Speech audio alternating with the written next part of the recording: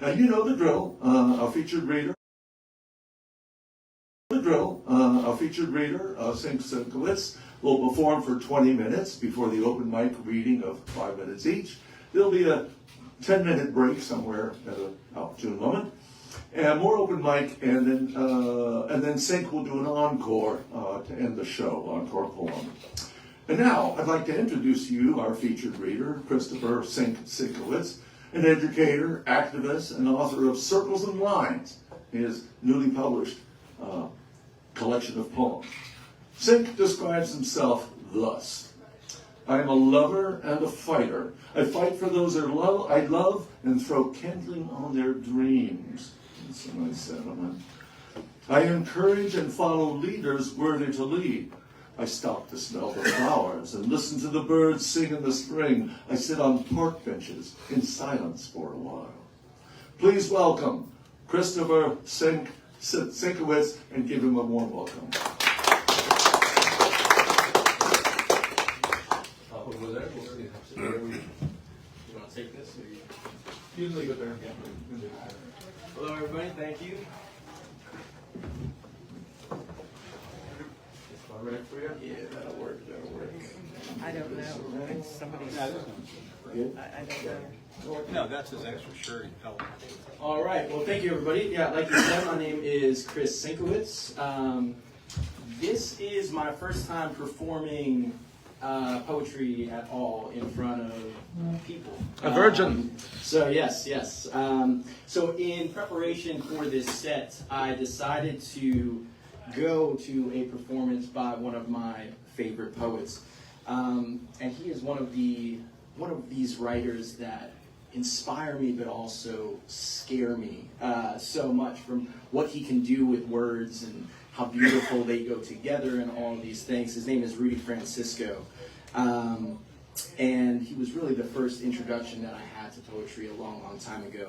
And while I was waiting for his set to start, I wrote this poem, and it's called The Reality of Our Dreams. I saw Rudy Francisco this weekend, live. I bought my tickets weeks in advance, expecting a line around the block. This was the big time. I counted the faces in the crowd, 68, including the help. I looked around, metal folding chairs, the rack still in the corner. Plastic tables slid behind the fridge. The mic stand was crooked. Paint-chipped walls hid under the fluorescent tubes and drop ceiling, giving off church basement vibes. But this was the big time. He walked in, unceremonious as a Tuesday morning. There was no opening act, no fanfare or merchandise. The lights didn't dim. That's when I knew I would always have a second job.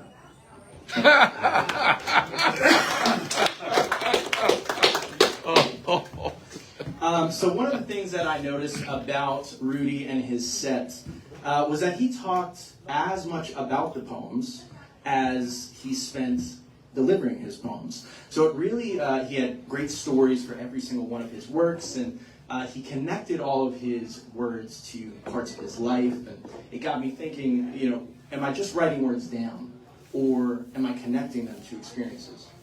And as I was preparing for this set and trying to figure out the order and things, I decided to kind of start with this next poem. It's one of the first poems that I wrote that was really impressive to me. And as writers, I think that it's really important to write things that we want to hear. So this next poem is called Breathe. Expectations and delusion, comparable, but not even. Because I'm just a toddler barely standing up thinking I'm sprinting until I see the big kids take their strides. Sitting in my unabashed pride till I fall on my ass again. Shit stains up my back, down my leg, yet I stand sprinting through my mind, unsure if I'll be able to walk in due time. Why are we taught we can do anything we set our minds? Everything we try. When people fail, every day, all the time. Some people quit sometimes. Notepads and dreams stuck in a box, bursting through the darkness, the attic, the moldy stench of your cellar. Dreams that were once alive, albeit better than you ever achieved. Dreams still alive until they die. Left with stained wrists and battle scars, alone in a world of could-have-beens and heartbreak. Left first mate to this Captain and Coke, ain't ever gonna make it. Dreams become forgotten nightmares. Awakened in a cold sweat, screaming for success, never achieving. Struck out and strung out, wishing, wondering how this happened to me. Spinning my wheels with a busted chain, broken record. Failure is easy to see in the mirror. Should have never fallen asleep. Stay awake through the night, this failure would never come to light. But what's the point of this air flowing through my windpipe if I never actually breathe? Nice.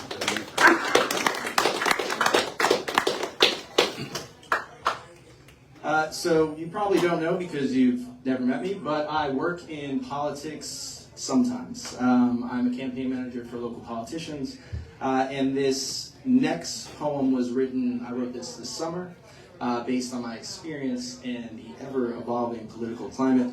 So it's inspired by that and also by our good friend Neo, who had a very big decision to make in a movie a couple of years ago.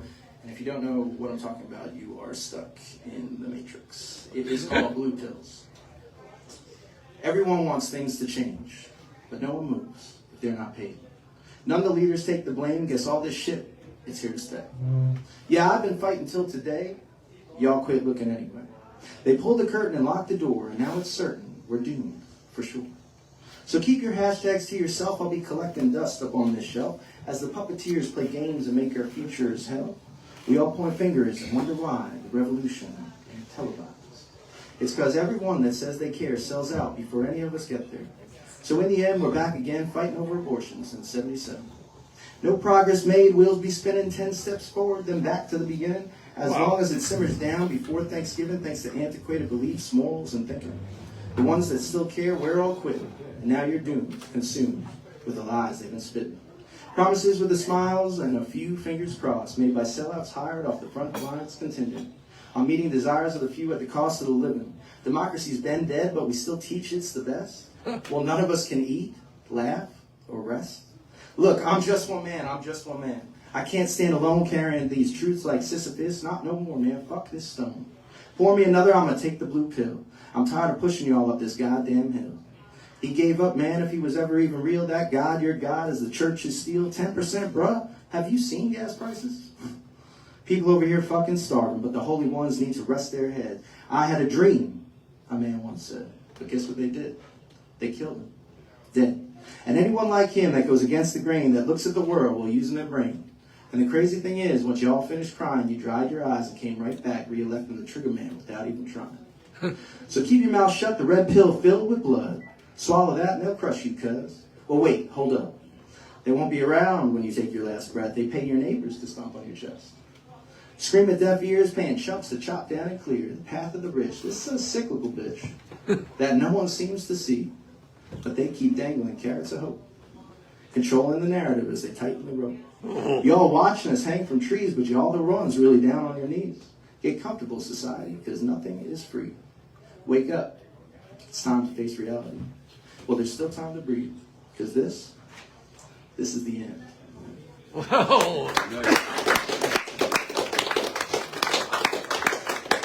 Right on, brother. Thank you. This next poem, just a little disclaimer. This is relatively dark. Not all of my poems go this dark, but I wrote this about a week ago, and it's still a little rough around the edges, but I just felt like it was for today. Sometimes you just have to listen. They say write about what you know. So this poem is called Depression. And it ends abruptly like a smoking gun or a pistol whip. It's kind of melancholy, not much wit. But I felt this one from the top of my head down to my shins. You see, nothing I do is ever complete. It takes too much effort to touch your toes when you're dying inside. They told me I wasn't alone, but all they had to do was check my phone. Ghosted, with no missed calls. Every day I fought the voices in my head, every day a battle just to get out of bed. I tried anything I could. Meds, shrooms, cigarettes, weed, exercise, meditation, and therapy. I found healthy hobbies. I kept the house clean. I dove into politics and realized the world would never change. So I worked with children, knowing they reside on a different plane. Yesterday, I overheard one ask another what an imagination was. His friend shrugged, and for the answer, he turned to his screen. My hope is gone. Okay, listen.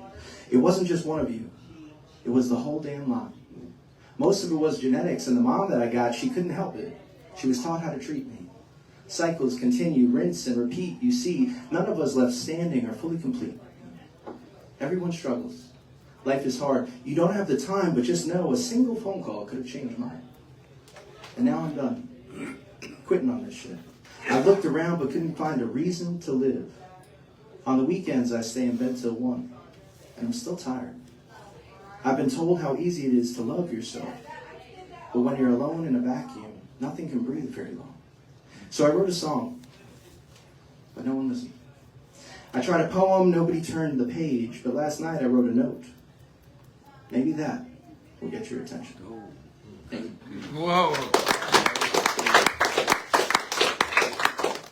All right, we'll pick it up again, sorry. All right, so this next poem is from my book. I'll explain that in a second. It is from the chapter called Beasts, and it is called Through the Action of Worms. It's inspired by Charles Darwin's book of the same name.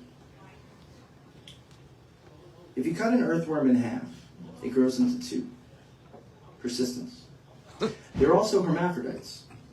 Adaptive. An earthworm knows how to get their hands dirty, so to speak. They spread life through every wriggle as they roll through the shit and the mud and the trash. No love. Humility. Wandering aimlessly with purpose unbeknownst to them, assumably and assumptively, without inklings or wonderings, that their work done in shadow allows growth for everyone else. Working alone in unison for something bigger than themselves, and they don't even have arms. Selfless. Darwin believed there were 53,000 earthworms per acre. That's a lot of focus on your yard. Well, you were caught peeking over the fence. Jeez.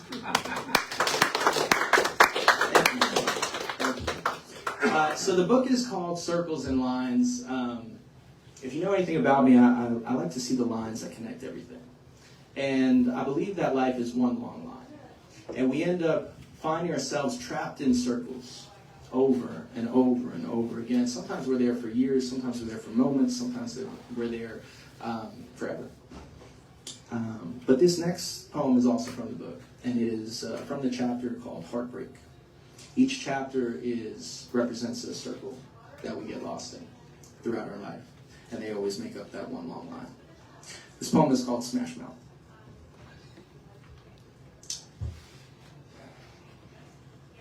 And then I saw her face. Now I'm a believer. And I couldn't leave her if I tried. Oh, I wonder, what's the point in being alive once you've seen her and you leave her behind? Now she haunts my moves in every fucking dream. The taste of her lingers like an expired wine. Gets you in the back of the throat every single time. You try to find someone new and you can't move on. She's got a hold of you. No escape. You broke her heart and left the pieces behind. Now you can't hold back, even though you will try. But every single time you realize you're fucked up inside. And you hurt people. And you ain't over that shit, so you take it out on her over and over again. And she kept coming back, taking it, until the last straw broke her heart and her back. She looked at you for that eternal moment. Questions dripping down her face. She knew I'd never recover from this, even if I tried. And now I'm a believer, not a trace of doubt in my mind.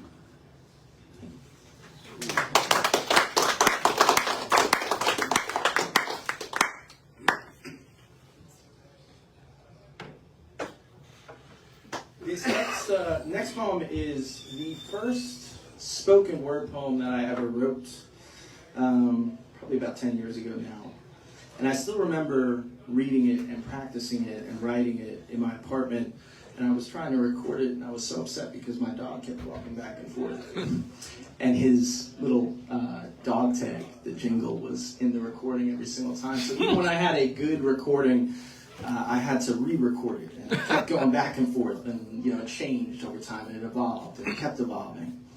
And I love that feeling when we were just talking about it, when the words, and they just literally just keep coming into your soul, and you have to get rid of them. So you have to write them down. I had just been introduced to a poet named Buddy Wakefield, and he wrote with such passion, and it inspired me to try. I had been writing poetry, but I had never assumed that I would perform it. And this was my first crack at it. It's called I Didn't Mean It. Why do we do things we don't mean to do? Or why is it that we don't know what we have until she stops answering when we call? Why do we pave paradise? Who even needs all those parking lots anyway? With all our research and technology at our fingertips, how are we all so blatantly and irresponsibly stupid?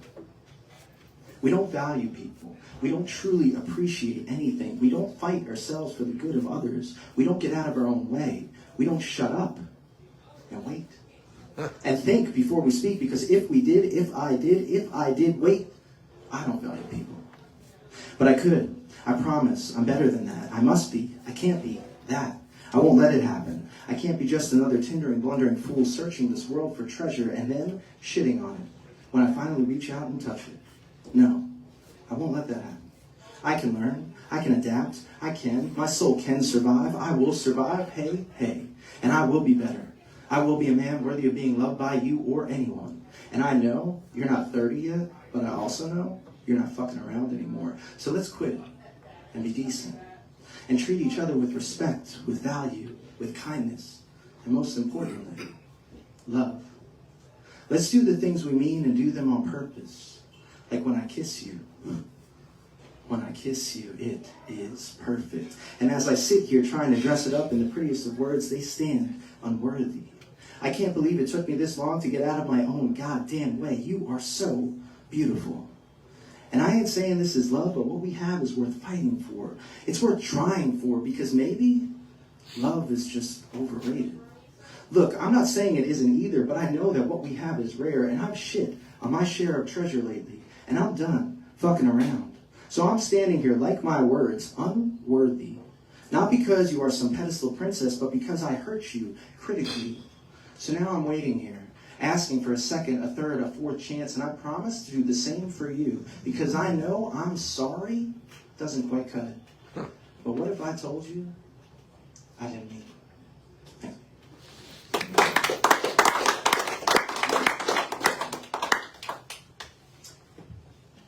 This next poem is also from the book, and pretty short, but I laugh every single time I think of this poem. I read this poem. I hear this poem. So here we go. It's called High Maintenance. I bet you are. It's not about me. He said, "Hey, yo, baby, want to smoke some weed, eat some bagel bites, and watch TV?" She said, "Maybe." That's it. And look, if you have a woman and she is not okay with just sitting down with you, some bagel bites and some weed, then she's probably not for me. But that's just my take. Thank you. Now, this summer we were all bombarded with a war that just took over the news cycle. And it turned into a genocide. And nobody seems to want to call it that, but that's really what it is. And obviously I'm talking about the rap beef between Kendrick Lamar and Drake. Jesus. And I'm not in a rap beef right now, but I decided, the inspiration spoke to me, and I decided that I would write a diss track just in case I was ever attacked. So this next poem is called Sticks and Stones.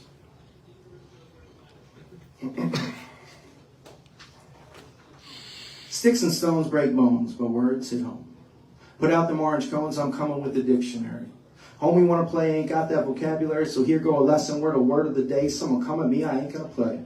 Murder, a murder, a murder, then stay. I watch him bleed out with them bones around my neck, yeah, I'm a slay.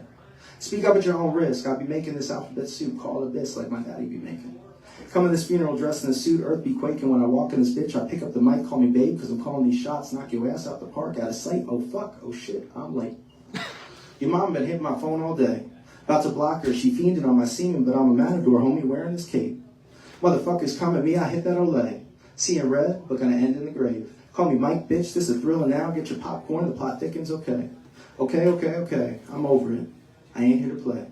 Take this rope, I gave you enough to hang. You over, dog, you cooked. Fuck with me, you're done. That boy's sorry ass life ends today. Thank you.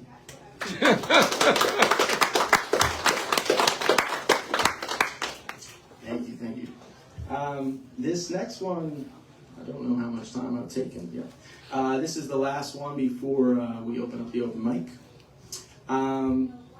It's really, really special to me. It's close to my heart. I wrote it about 5 years ago, and it became prophetic over my life. And I just love this poem so much. It's called Campfire Legends. When I grow up, I want to be a campfire legend. My name on the lips of strangers. Stories of old. A man who knew how to live and laugh and fuck. Realizations made and discussed at the mention of Chris Sinkiewicz. Wanderlust and wisdom, humor and advice, drunken benders and drug-induced hallucinations. Friendships branded together and forged in stories of life and mischief. An antagonist and protagonist, the God-fearing atheist with the Quran on the shelf and Bible verses tattooed across heart and soul. Flexible yet rigid. Empathetic but selfish. A compassionate asshat worthy of discussion. Boyish charm with the wisdom of Dionysius disappeared into the streets of wonder. Sitting in a field under a sunrise, enjoying a free meal with a stranger, only to be seen again in conversation. Slipped away into nothingness. Recalled for a time with a smile and forgotten with a wisp of ADD. What were we talking about again? Oh yeah, who I want to be. Thank you.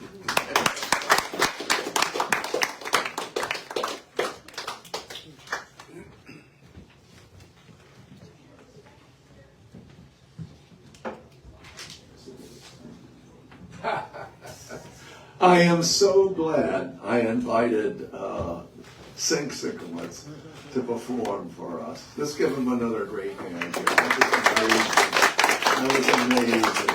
Thank you so much.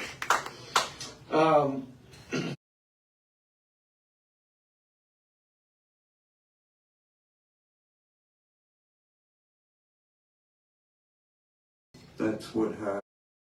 Wireless wit, recharge bats, creeping and crawling as fast as they could. all FaceTime and choice as a Yes, my ex-wife. Oh, Jesus.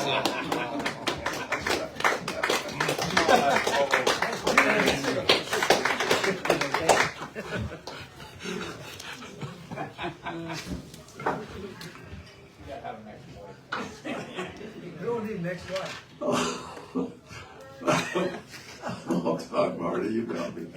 Okay. And now let's bring in a wonderful welcome to our featured reader for his encore poem. Please come on up, sir.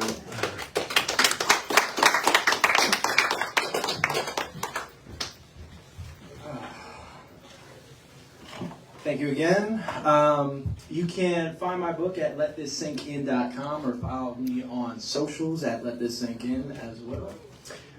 This final poem is a medley. It's a two-part poem. The first poem is called Innocence, and the second poem is called Rebels These Days. I saw the universe in the eyes of an infant today, and she smiled at me, completely.